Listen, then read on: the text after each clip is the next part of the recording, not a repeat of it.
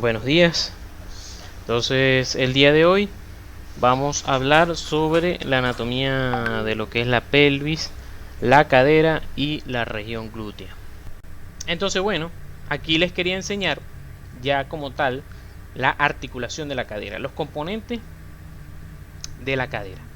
Fíjense que se acuerdan que cuando vimos hombro hablábamos de, bueno, hombro, codo, hablamos de estabilizadores dinámicos y estáticos, y eso es importante también en traumatología. Entonces, ¿cómo se estabilizan estas articulaciones? Entonces, entre los estabilizadores estáticos, los principales son la congruencia articular, es decir, la congruencia que hay entre el hueso, entre los dos huesos, pues, en este caso, entre la cabeza del fémur y entre el acetábulo. Si se acuerdan de hombro, fíjense lo diferente que abarca el acetábulo a la cabeza femoral comparado con lo que abarca la glenoides a la cabeza humeral. Mucho más abarca, ¿verdad? La cabeza femoral. Esto me trae dos consecuencias. Me trae la ventaja para la cadera es que es más estable. Tú no andas viendo por ahí a la gente que diga, se me salió la cadera. El hombro sí, se me salió el hombro, pero la cadera no. El que se le salga la cadera, te llega un paciente con luxación de cadera, no te puede decir, no, yo iba caminando y me caí, pues. O sea, no que se cayó en un hueco, sino que me caí ahí en el piso y se me salió la cadera. No, ya va, o sea, ¿eres de cristal o qué? En cambio el hombro sí se te puede salir con un simple mal movimiento. Siempre me acuerdo con luxaciones de hombro, a lo mejor lo dije en la clase de hombro, que me llegó un paciente el 31 de diciembre a las 11:40 de la noche. Se le salió el hombro porque le fue a lanzar la silla a la esposa. Estaba rascado. Él fue a lanzar la silla a la esposa y yo, bueno, está bueno, bien te manda, pues. Ahí tenés. Eso entonces es ventajoso, la congruencia articular es ventajoso para la cadera porque es más estable, pero es ventajoso para ella porque entonces tiene menos rango articular comparado con el hombro. Por eso el hombro tiene menos rango articular, el hombro tiene menos congruencia articular y tiene más rango articular. Puedes llevar el brazo hacia arriba, es decir, puedes hacer una flexión o una abducción de 180 grados. Tú no puedes llevar el pie hasta arriba, no puedes hacer 180 grados. Y eso es por la congruencia articular y los ligamentos de los que vamos a hablar más adelantico.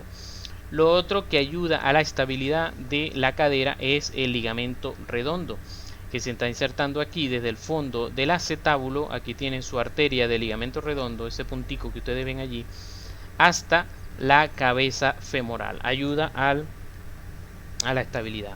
¿Se acuerdan los que están de Morfo 3 aquí? Que les hablaba de cuando hablamos de útero, ligamento redondo. Entonces les preguntaba, ¿pero qué? ¿De la cadera? Bueno, aquí está el ligamento redondo de la cadera.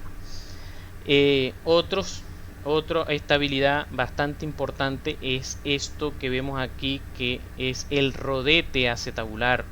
Rodete acetabular, o en traumatología se usa más como labrum acetabular.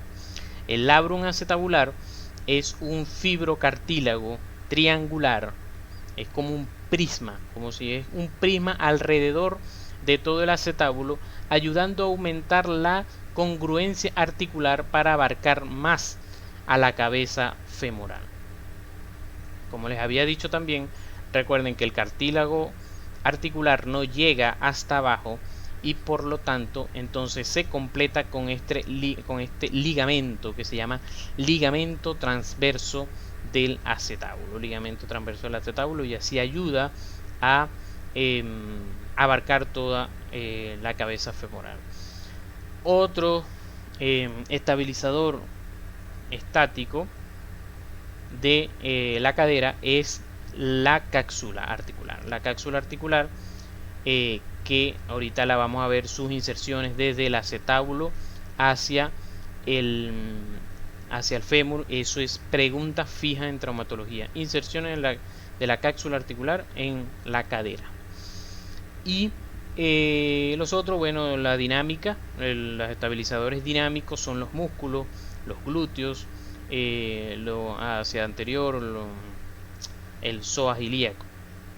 Me está faltando algo. Y los ligamentos, que también lo vamos a ver en otra lámina aparte, los ligamentos propios de la cadera. Aquí vemos entonces, ¿se acuerdan que les decía que este es el agujero obturado? Agujero obturado, pero uno siempre le va a decir agujero obturador por la costumbre, pues, pero es agujero obturado porque es el hueco que está hecho. Él no hizo el hueco a nadie, es el hueco que está hecho, entonces por eso se llama agujero obturado. Y esta membrana sí se llama obturatriz, membrana obturatriz. Y entonces por aquí va a pasar esta arteria que se llama arteria obturatriz, que es una de las ramas de la hipogástrica. Entonces cuando vemos una rayos X, ¿verdad? Creo que ya vamos a estar bastante ubicados en ver la cabeza femoral, el acetábulo, ¿verdad? El acetábulo, ahorita cuando estemos terminando, tengo unas láminas sobre rayos X. O sea, sobre rayos X, sobre todo de la pelvis. El acetábulo, cabeza femoral, cuello femoral, trocánter mayor, trocánter menor y ya bueno hacia abajo la diáfisis. Entonces aquí está la cápsula articular. Como se pueden dar cuenta, lo estoy sacando de lo que es el testículo. Entonces, cuando se lo pregunten, dame las inserciones de la cápsula articular, usted respire profundo y o sea, no se desespere, porque si se desespera no se acuerda. Se empiezan a fluir las cosas al caletre, y si fluyen al caletre te van a agarrar.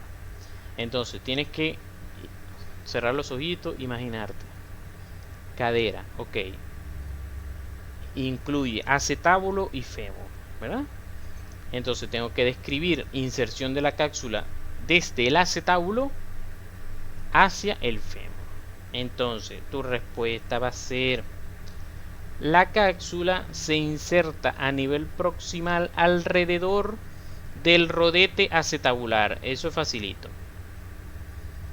Se inserta a nivel proximal alrededor del rodete acetabular, es decir, se inserta aquí, ¿eh? Todo esto alrededor de aquí se inserta la cápsula articular. Se dirige hacia el fémur y se inserta diferente a nivel anterior con respecto del nivel posterior. Entonces por eso es que te hacen la pregunta, porque es enredadito que se inserta anterior, se inserta en una parte y posterior se inserta en otra.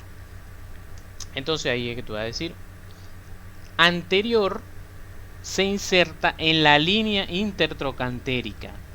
Anterior se inserta en la línea intertrocantérica. Y posterior se inserta, entonces ahí tú vas a cerrar los ojitos otra vez y te vas a imaginar dividir el cuello. Vas a dividir el cuello femoral en tres partes: una partecita más medial, una partecita media y una partecita más lateral. Una partecita medial, el cuello nada más estoy dividiendo, una partecita más medial, una partecita más media y una partecita más lateral. La cápsula articular se inserta entre la parte lateral y la parte media del cuello femoral. Entonces repitamos tu respuesta.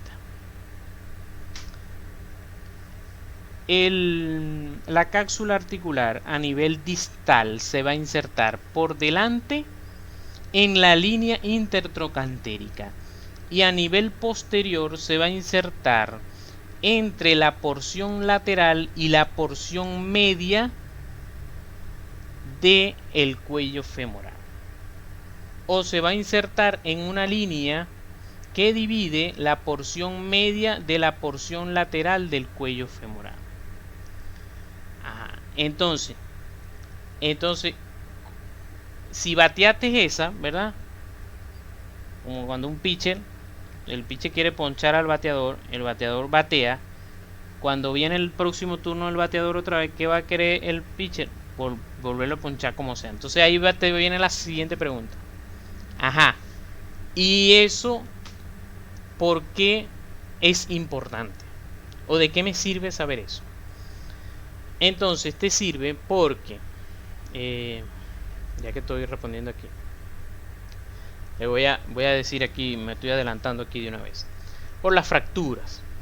Las fracturas, ¿verdad? A nivel del fémur pueden ser en diferentes sitios, ¿verdad?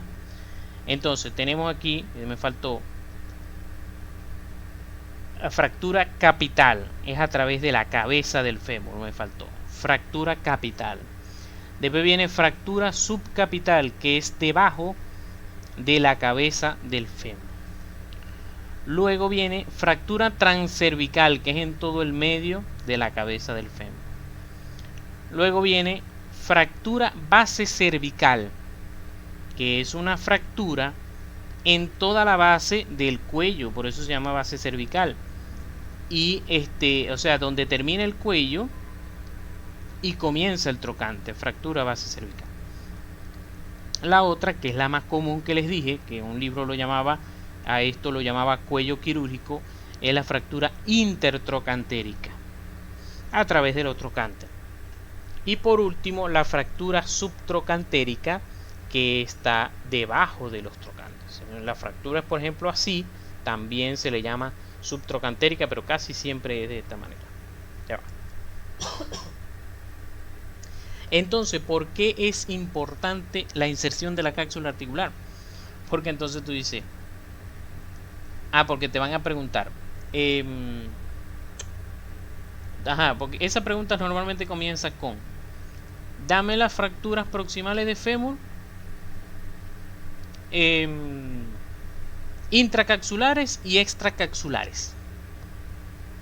Entonces tú tienes que decir que estas tres son intracaxulares, incluyendo la capital, que no te la coloque aquí, y las extracaxulares son subtrocantérica y intertrocantérica, pero siempre la base cervical, dependiendo del libro, hay controversia en cuanto a si es intracaxular o extracaxular. ¿Por qué? Por la inserción de la cápsula. Porque si tú ves la base cervical por delante, está intracaxular. Pero si tú ves la fractura por detrás, está extracaxular. Por eso es la discusión. Entonces, la que siempre tiene controversia es la base cervical. Lo otro, ya sé que para la próxima, aquella lámina la pongo después de esta. Lo otro que debemos saber entonces, los otros estabilizadores de la cadera son los ligamentos. Entonces tenemos ligamentos, 3 ligamentos que son facilitos de aprender porque sencillamente vienen desde cada uno de los huesos del fémur, de cada una de las partes del hueso coxal hacia el fémur. Entonces, ilio femoral, pubo femoral e isquio femoral. Entonces, fijémonos que aquí tenemos el ilio femoral, que tiene dos porciones, una que es más inferior y otra que es más superior, el ligamento ilio femoral. Tenemos el ligamento pubofemoral, que viene aquí desde el pubis hacia el fémur. Fíjense que pasa por detrás del ilio femoral, como decir, entre el ilio femoral y la cabeza del fémur. Y por detrás está el isquio femoral, que es que va desde el isquion hacia el fémur. Entonces, ¿qué sucede? Esta es otra de las causas por las cuales, ¿verdad?, por las cuales tú puedes flexionar más que extender. Porque fíjense que estos ligamentos, si tú te pones a verlos bien, están entrecruzados. Entonces, cuando tú flexionas la cadera, es decir, llevas el fémur hacia adelante, ¿qué va a pasar con estos ligamentos? Más bien se van a desenrollar. En cambio, cuando tú llevas el fémur hacia atrás, se van a terminar de tensar. Por eso es que también la extensión de la cadera es mucho menor que la flexión. Ellos también están torcidos porque, aquí de una vez les cuento que en vida intraembrionaria, o intrauterina, hubo un cambio en cuanto a cuando se están saliendo los esbozos de los miembros inferiores. Es decir, el miembro inferior, él va saliendo igualito que el miembro superior, pero él sufre una torsión. Él sufre una torsión hacia medial, una torsión medial. Eso hace que, por eso es que tu rodilla está hacia adelante y el codo está hacia atrás. Es decir, la rodilla, ella iba saliendo hacia atrás como iba saliendo el codo, como va saliendo el codo, pero la cadera sufre una torsión que hace que la rodilla entonces quede hacia adelante, y por eso los extensores de los dedos quedan hacia adelante, en cambio los extensores de la mano quedan hacia atrás, y de hecho por eso entonces cuando tú haces rotación externa, así que aquí sí se me hace un poquito difícil, pero espero que me estén entendiendo. Cuando tú haces rotación externa del brazo, ¿verdad? Flexionas el codo, ¿verdad? Llevas la mano hacia afuera, eso es rotación externa. Pero cuando tú haces rotación externa e interna del fémur, ¿verdad? Si llevas el pie, si el pie te queda hacia afuera, estás haciendo rotación interna, porque la cara del fémur está mirando hacia adentro. Vamos a... Sí, porque si no, no me van a entender. Aquí les voy a mostrar lo que les estaba diciendo. Fíjense, o sea, todo esto de embriología es la razón por la que cuando tú flexionas el hombro, flexionas el codo, flexionas la muñeca, los dedos, todo lo que cuando mueves hacia adelante es flexión, ¿verdad? Pero en el miembro inferior solamente la cadera, al moverla hacia adelante, se flexiona. Cuando la mueves hacia atrás, extensión. Pero ya de la rodilla hacia abajo, toda la flexión es hacia atrás, flexión es hacia atrás. De hecho, los flexores de los dedos son cuando tú llevas los dedos del pie hacia abajo. Cuando los llevas los dedos del pie hacia arriba es extensión. Y eso es porque hubo la torsión a nivel de la cadera. Lo que les decía, que con la rotación, eso es lo que hace que a veces uno se confunda. Porque cuando tenemos... Voy a dibujar aquí un poquito. Cuando ustedes lo que tienen que imaginarse es la cara anterior de el hueso. Yo siempre le dibujo en mi mente una carita.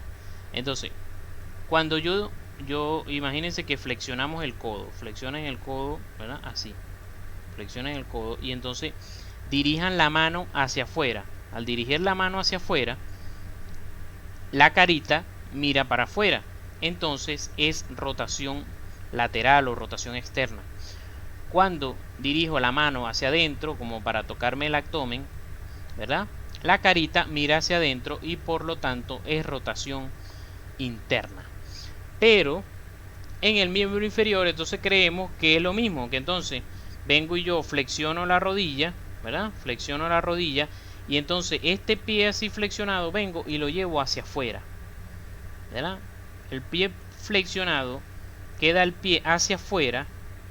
Esto es rotación interna, porque si cuando ustedes hacen eso, la carita del fémur, la carita anterior del fémur me va a quedar mirando hacia adentro. Entonces por eso se llama rotación interna con el pie hacia afuera. O sea, cuando el pie queda hacia afuera se llama rotación interna.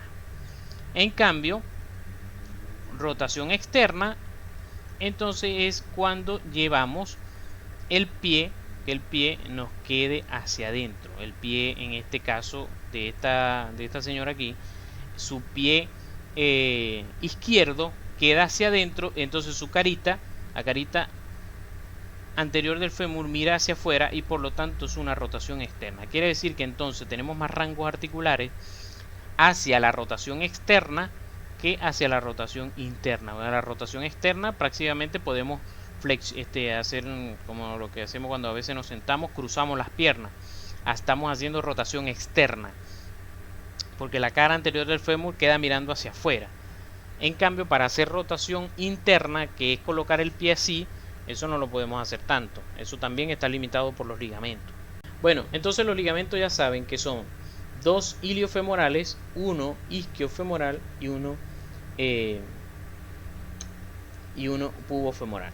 De hecho, esto también quiere decir que el ligamento, que la cadera es más inestable hacia posterior que hacia anterior. Hacia anterior está más reforzada.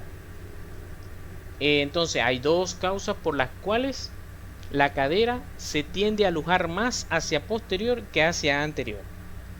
La primera causa es por esto, porque los ligamentos están menos reforzados hacia posterior. La segunda causa es por el mecanismo de lesión. El mecanismo de lesión normalmente, eso lo vamos a ver en un dibujito casi al final, el mecanismo de lesión es con la rodilla flexionada, es decir, estabas en un auto, vamos a decir un automóvil, un carro, y te chocaste y el tablero del carro chocó contra tu rodilla y se lleva la cadera hacia atrás. Una compresión axial de la rodilla y se lleva la cadera hacia atrás. Y eso es lo que más normalmente ocurre. También puede ocurrir en moto, que le lleguen al paciente a la rodilla y hace que la cadera se salga hacia atrás. Eso lo vamos a ver un poquito adelante. Ajá, ya aquí vimos las fracturas. Y bueno, quería aquí para beneficio de ustedes, ¿verdad? Lo que son algunas prótesis. Lo que son las prótesis de Thompson son las primeras que se empezaron a colocar. Son prótesis que no tienen componente acetabular, por lo tanto se coloca en pacientes que ya tengan una marcha intradomiciliaria, es decir, que casi no salen de su casa, porque la cabeza de la prótesis va a tender a hacer osteólisis, es decir, a comer en criollo al acetábulo del paciente. Y mientras más peso le dé, eso va a suceder más rápido.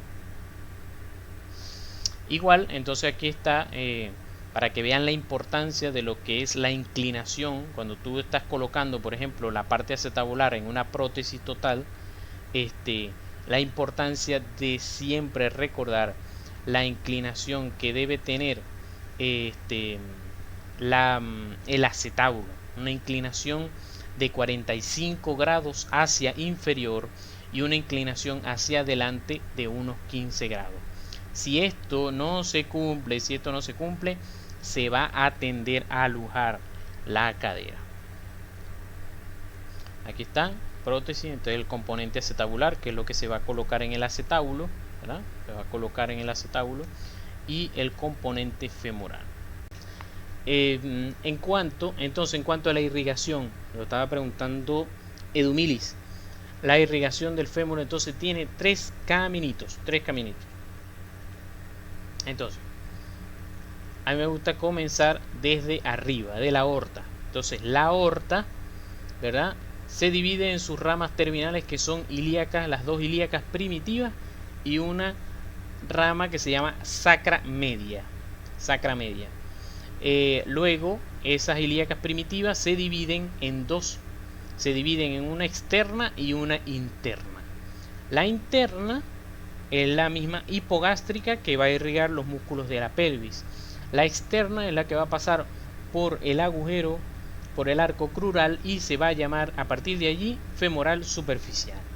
La femoral superficial da una rama que va a irrigar todo el muslo, que se llama femoral profunda. La femoral profunda, ¿verdad?, que es esta ya, que está aquí, la femoral profunda me va a dar una circunfleja lateral y una circunfleja medial. Algunos libros llaman a esta circunfleja anterior y a esta circunfleja posterior, pero la mayoría le llama a esta lateral y esta medial, para diferenciarlas de las del húmero, que en el húmero sí se les llama circunfleja anterior y circunfleja posterior. Estas arterias van a formar un arco, ¿verdad?, alrededor del trocánter mayor, y van a dar, a partir de allí, van a salir todas estas arterias que se llaman arterias retinaculares, que van a subir hacia la cabeza del fémur y lo van a irrigar. Ese es uno de los caminitos. El otro caminito, ¿verdad?, es el que habíamos dicho, aquí está, es el que habíamos dicho que tiene que ver con el ligamento redondo. ¿Se acuerdan? Por eso lo puse aquí a este mismo nivel, ¿verdad? ¿Se acuerdan que la ilíaca primitiva me daba dos, ilíaca interna y externa? La ilíaca externa se fue a irrigar el miembro inferior.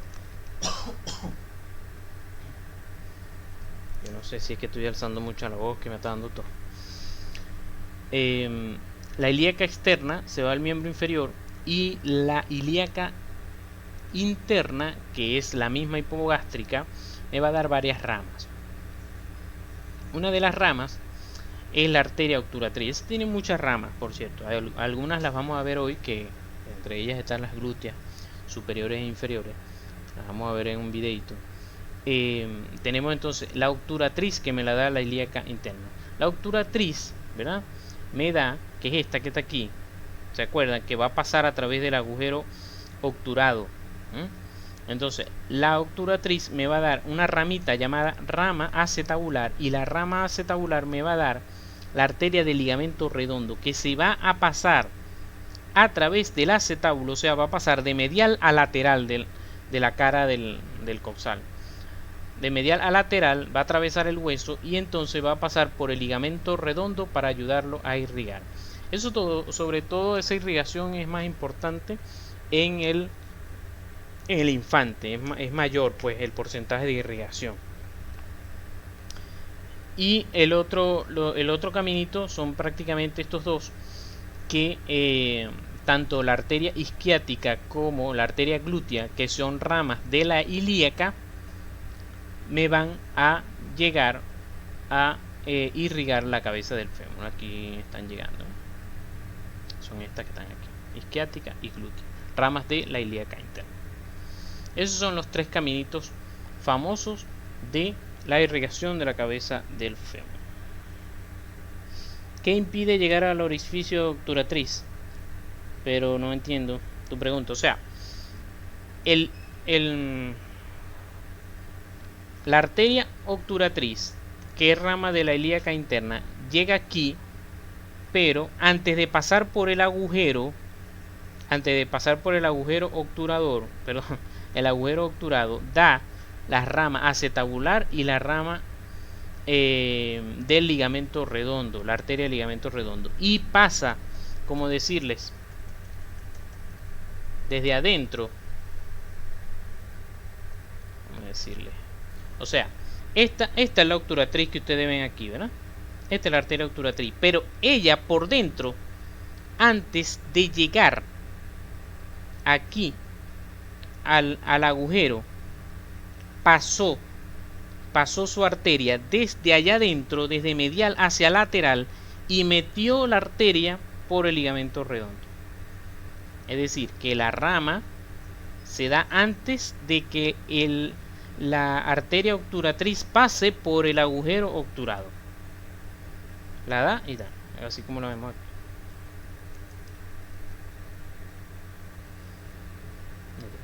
Antes de salir por el agujero, da la arteria y pasa por el agujero redondo.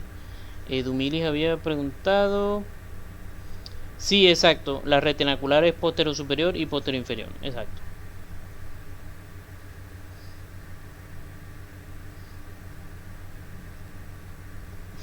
Bueno, eso es lo que yo le hubiera respondido, Lisela, de verdad. ¿Qué impide llegar al agujero, al orificio obturatriz? Hubiera dicho, profe, no entiendo. No entiendo su pregunta. Explíquese bien. Bueno, Aquí está femoral. Femoral superficial me da la femoral profunda, y la femoral profunda me da la circunfleja, circunfleja lateral y circunfleja medial, que pasa por aquí, por detrás de este músculo que vemos aquí, que es el músculo psoas ilíaco, que se está insertando en el trocánter menor, y lo vamos a ver hoy.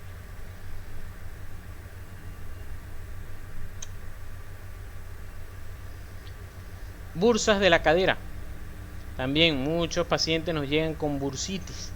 No solamente las bursitis que son comunes en el hombro, no solamente existen en el hombro. La bursa, como se los dije en aquella clase, son bolsas de líquido que ayudan a amortiguar, ¿verdad?, el roce entre un músculo y un hueso, o entre dos huesos, o entre dos huesos no tanto, entre un ligamento y un músculo. Por ejemplo, por aquí pasa el músculo psoas ilíaco insertándose en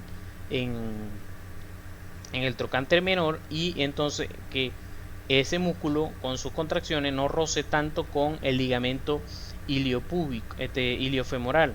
Entonces existe esta bursa que se llama bursa anterior o bursa iliopectínea. A nivel lateral está la bursa trocantérica. Esa es una de las que más duele. A veces pacientes, si duermen mucho de lado y eso, se llega a inflamar la bursa trocantérica, que impide que roce mucho este ligamento, esta banda, la banda iliotibial, con el trocánter mayor. La bursa subtendinosa a nivel posterior, con el obturador interno, y la bursa del recto anterior a nivel superior. Lo vamos a ver más que todo a este nivel, porque aquí en este punto, en la espina ilíaca anterior inferior, se inserta el recto anterior, y entonces está una bursa más hacia superior. Esa que aquí no está. Entonces, bueno, ya hemos prácticamente descrito los estabilizadores, pero quise dejárselos en una lámina para que lo tengan. Le pongo estos 3 cruces porque aquí es bastante importante la congruencia articular, y que no lo es tanto en el hombro. Ok, entonces, ¿por qué voy a hablar de los músculos posteriores del abdomen? Porque varios de estos músculos ayudan a la flexión de la cadera.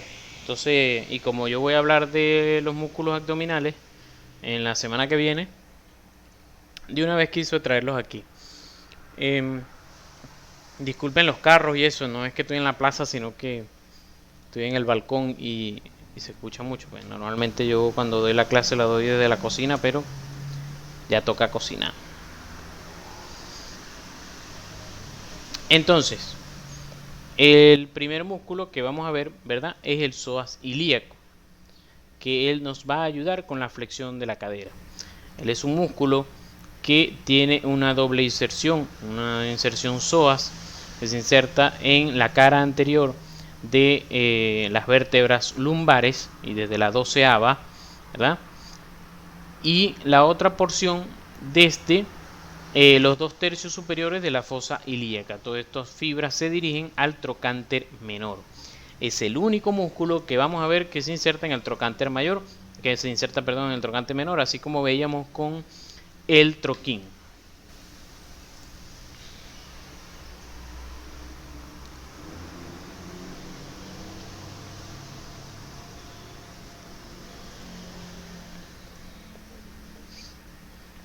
Entonces aquí está desde el ilion, ¿verdad?, vienen todas sus fibras dirigiéndose hacia la cadera. Fíjense que está pasando aquí por el borde anterior del hueso coxal. Las otras fibras se dirigen desde el cuerpo, y la apófisis transversa de las lumbares se dirigen también hacia el trocánter menor. Les digo, es importante para la semana que viene que vean que está pasando por el borde anterior del hueso coxal, porque la semana que viene vamos a hablar del arco crural y de los agujeros que se forman aquí, y van a estas estructuras pasando y tienen como piso al psoas ilíaco.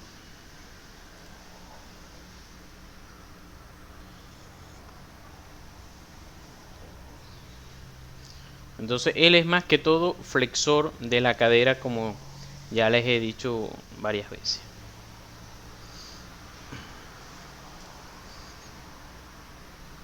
aquí está su inervación, de la que no voy a hablar ahorita, sino al final. Vamos a hablar de lo que es el plexo lumbar y el plexo sacro. Estas son sus dos porciones, pasa que no especifique aquí. La porción ilíaca y la porción psoas. El psoas menor, ¿verdad? Otro músculo que vemos aquí, bastante pequeño, ¿verdad? Que está a nivel posterior en la columna lumbar, y él se inserta solamente de los cuerpos vertebrales de T12 y L1 y se dirige, ¿verdad?, a la eminencia iliopectínea. Allí se inserta y él ayuda a flexionar la columna lumbar. Está inervado como tal por L1. El psoas ilíaco es lo que comemos en diciembre, cuando comemos muchachos redondos. Son cortes transversales, cortes axiales de psoas ilíaco. Una carne muy blandita, así que no se van a olvidar. El cuadrado lumbar es el tercero de estos músculos del grupo posteriores del abdomen, ¿verdad? Se inserta desde la 12ª costilla, si yo abrevio costilla, desde la 12ª costilla y apófisis transversa, de L1 a L4 hasta la cresta ilíaca. Entonces se forma aquí el cuadrado lumbar y también es el que se llama el cuadril. Dame un cuadril ahí. Cuadrado lumbar. Ayuda a la inclinación, así como los oblicuos más o menos, a la inclinación lateral de la columna lumbar.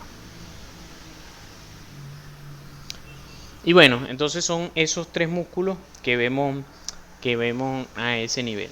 Así que si les hablo solamente de la región glútea, van a quedar así como que, bueno, todos estos músculos ayudan a los movimientos de la cadera, y la flexión, ¿dónde está? Bueno, la hace es este músculo que les acabo de hablar, pero que no pertenece al grupo de la región glútea. Entonces ahora vamos a hablar de la región glútea y todos sus músculos. La región glútea, como sabemos, está delimitada a nivel superior por una línea que pasa por las crestas ilíacas, ¿verdad?, hacia los lados, hacia lateral por el trocánter mayor, hacia medial por la línea interglútea y hacia inferior por el pliegue glúteo o pliegue de la nalga. Todo esto entonces es la región glútea. Entonces vamos a ir viendo todos estos músculos, ¿verdad?, que vemos aquí. No todos, estos son, ya estos aquí, a partir de aquí son los del muslo, pero vamos a ver todo esto que tenemos aquí. Entonces los tenemos en tres planos. Tenemos un plano superficial, ¿verdad?, que es este que vemos aquí, que es único, el músculo glúteo mayor.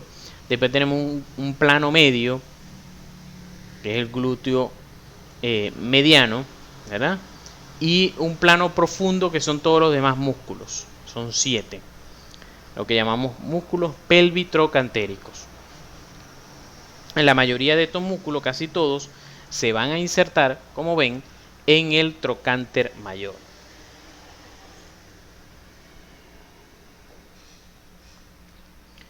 Entonces, tenemos primero el glúteo mayor. El glúteo, ¿se acuerdan de las líneas semicirculares, verdad? Que teníamos una línea semicircular posterior, una línea semicircular anterior y una línea semicircular inferior. ¿Se acuerdan que el glúteo mayor se iba a insertar en posterior a la línea semicircular posterior, detrás de la línea semicircular posterior? Aquí se me comió el sacro, la cara posterior del sacro y el coxis. Y todas estas fibras se dirigen hacia lo que es la tuberosidad glútea del fémur y la porción iliotibial de la fascia lata. Porque la fascia lata, una fascia que pasa por aquí, y allí se inserta este músculo. Vamos a ver.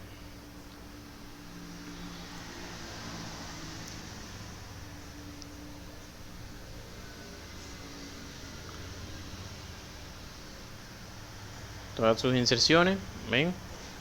Pasa que hablan de un plano superficial y un plano profundo. Entonces todos estos músculos, todas estas fibras, las fibras más superficiales se insertan desde aquí del sacro y las otras sí desde detrás de las líneas semicircular posterior. Fíjense como esta es la parte profunda, ¿ves?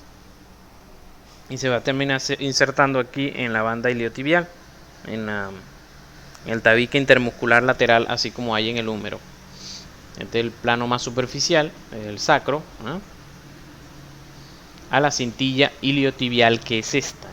Cintilla iliotibial es fácilmente palpable, sobre todo si ustedes se ponen de pie, se ponen en un solo pie. Por ejemplo, solamente apoyando la pierna derecha, el muslo, el miembro inferior derecho, y se van a palpar eso que está tenso, eso es la fascia lata o cintilla iliotibial. Su función es los extensores, extender la cadera.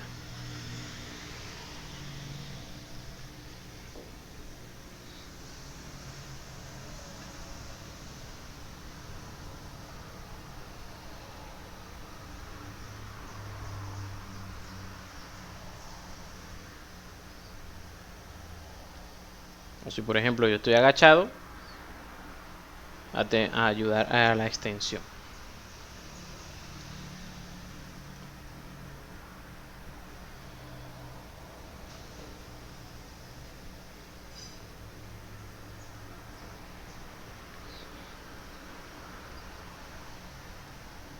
También ayudan un poco a la rotación externa.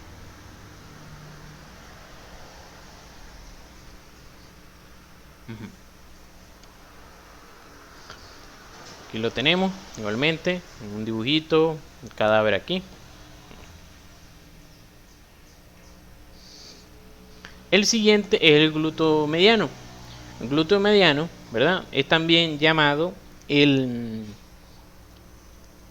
deltoides de la cadera, porque ayuda a extender la cadera como lo hace el deltoides en el hombro, ayuda a extender el hombro, ¿verdad? Y entonces es llamado también deltoides de la cadera. Entonces él se va a insertar, ¿se acuerdan de las líneas otra vez semicirculares? Entre la posterior y la anterior. Y de allí sus fibras se van a dirigir al trocánter mayor.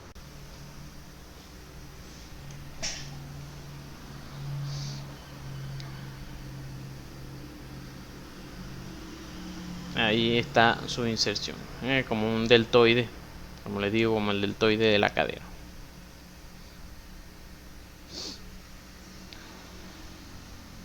Él ayuda a la abducción del muslo.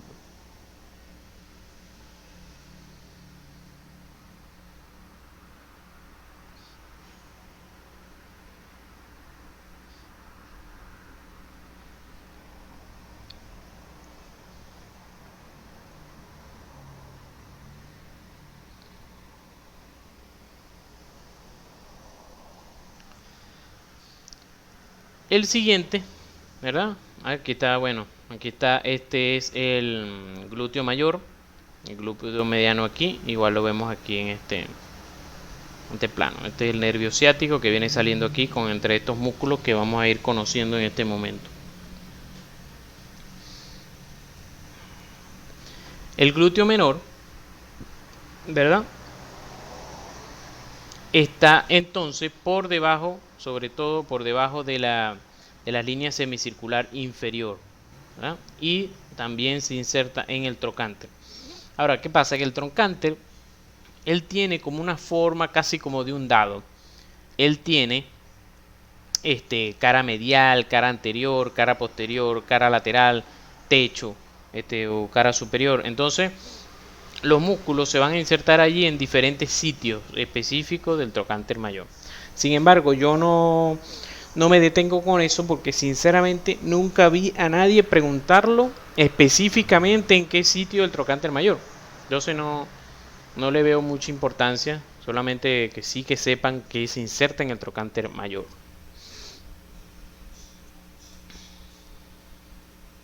Entonces aquí está. dirigiéndose desde el ilion hasta el trocánter mayor.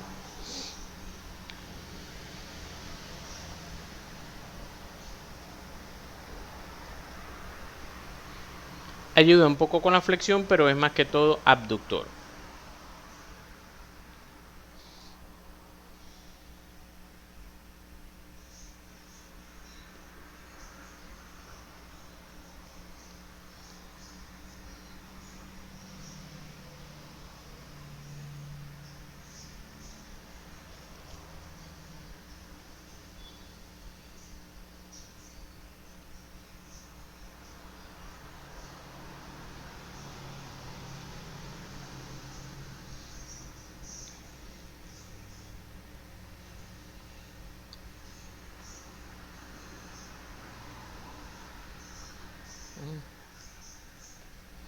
Y entonces, bueno, aquí vemos un videito aquí de los tres juntos.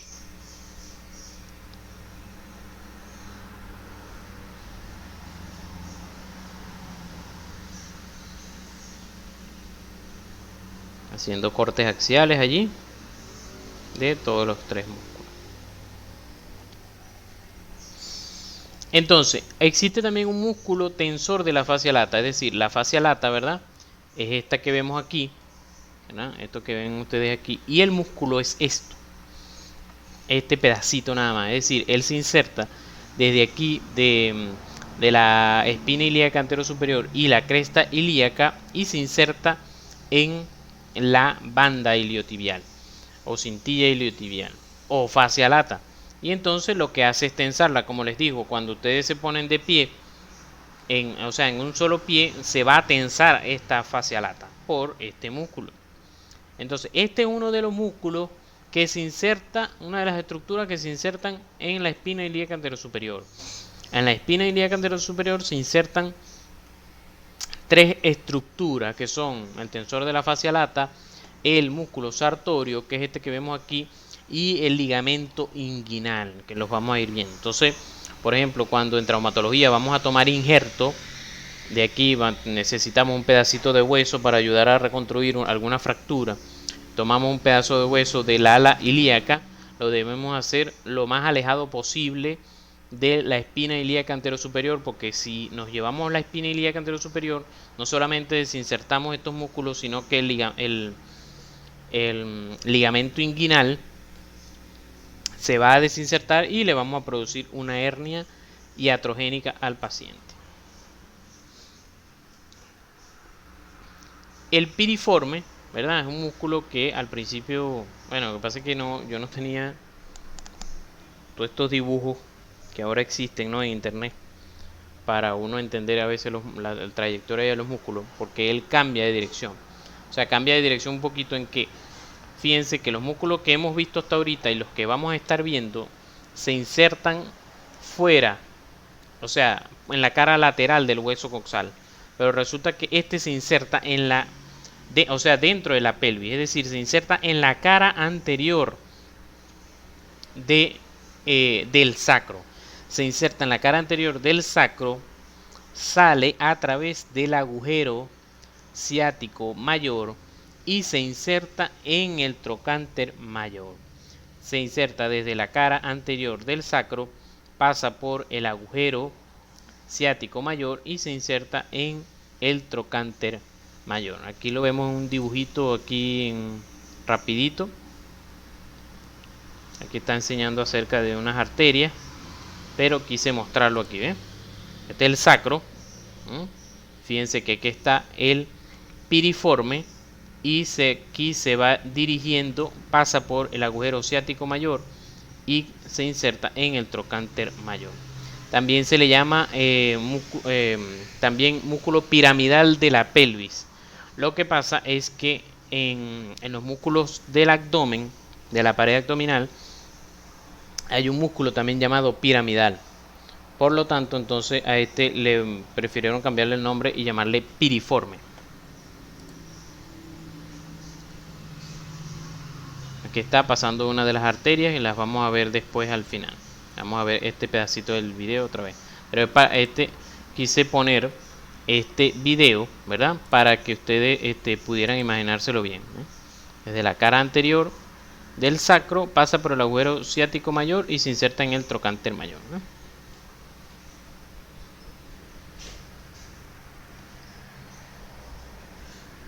Aquí está otro dibujo, fíjense esta vista, vamos a decir desde la izquierda hacia dentro de la pelvis. Vemos como aquí está el músculo piramidal pasando a través del agujero ciático mayor, y se insertándose en el trocánter mayor. Esto aquí que está señalando el estrecho superior de la pelvis. Aquí está. En cuanto a los músculos, en cuanto a los órganos reproductores, fíjense como aquí está el piramidal por detrás y bueno, aquí está la vejiga, próstata, el pene, etcétera. Igual aquí, fíjense cómo el plexo sacro le pasa por delante. Le pasa por delante al músculo piriforme.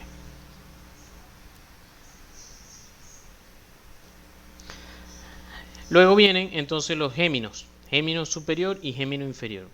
Gémino superior e inferior están por arriba y por debajo respectivamente de este músculo que se llama obturador interno, que lo vamos a ver después. Entonces el superior se inserta en la espina ciática y el inferior en la tuberosidad isquiática. El superior en la espina ciática y el inferior en la tuberosidad isquiática. Aquí están ellos, espina ciática, tuberosidad isquiática. Se dirigen al trocánter mayor. El obturador interno es otro músculo, ¿verdad?, que se inserta en la cara interna de la pelvis, así como el piriforme, y por eso a veces es un poquito difícil de imaginar, y este sobre todo más que el piriforme cambia de trayecto. Fíjense cómo él obstruye el agujero obturado. Por eso se le llama obturado, porque lo obstruye tanto la membrana obturatriz como los músculos obturador externo y obturador interno. El obturador interno, que es el que estamos viendo ahorita, se inserta alrededor de del hueso, en el hueso coxal, pues, pero alrededor de el agujero obturado, ¿verdad?, y parte en la membrana obturatriz y se dirige y pasa por el agujero ciático menor, el agujero ciático menor. Los agujeros los voy a describir un poquito más adelante. Y se dirige hacia atrás y buscando el trocánter mayor. Fíjense, se dirige completamente hacia atrás y luego se dirige hacia lateral. Aquí lo vemos. Se está dirigiendo hacia atrás y luego hacia lateral. Rotador externo de la cadera. El obturador externo, ¿verdad? El obturador externo es este que vemos aquí, que entonces obstruye al agujero obturado, pero en su cara lateral. Entonces se va a insertar en la cara externa del pubis y del isquion. En la cara externa del pubis y del isquion. Y se va a dirigir también al trocánter mayor.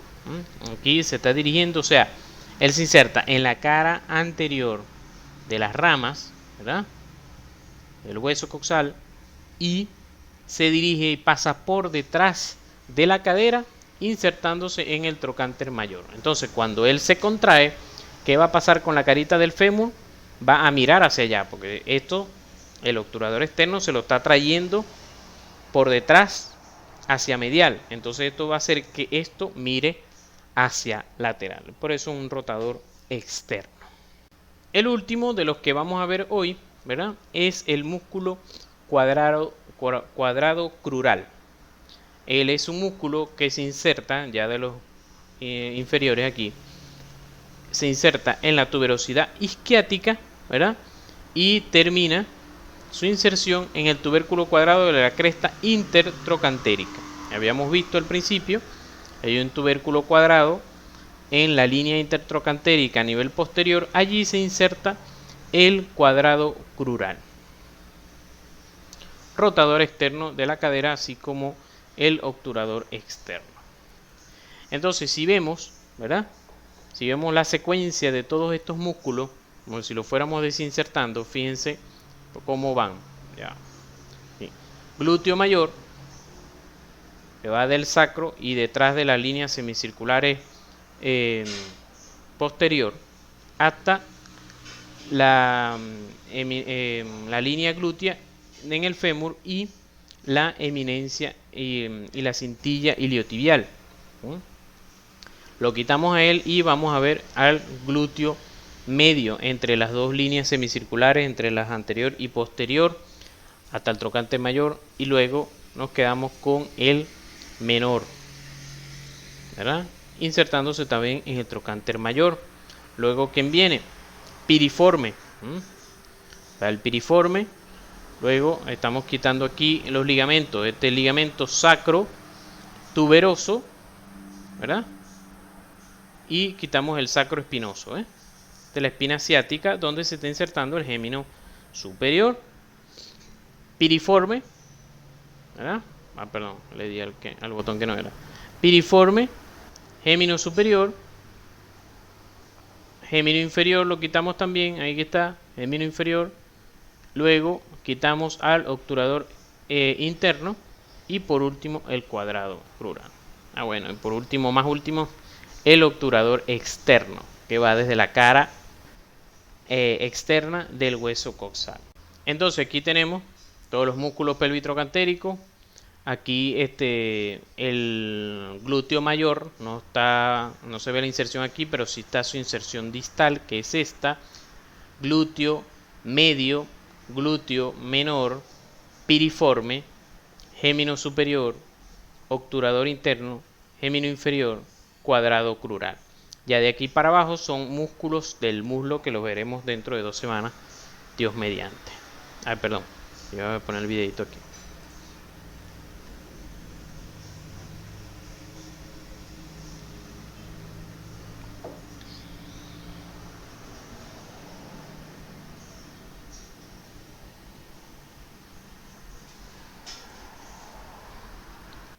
Bueno, muchas gracias. Cualquier duda, estoy a la orden.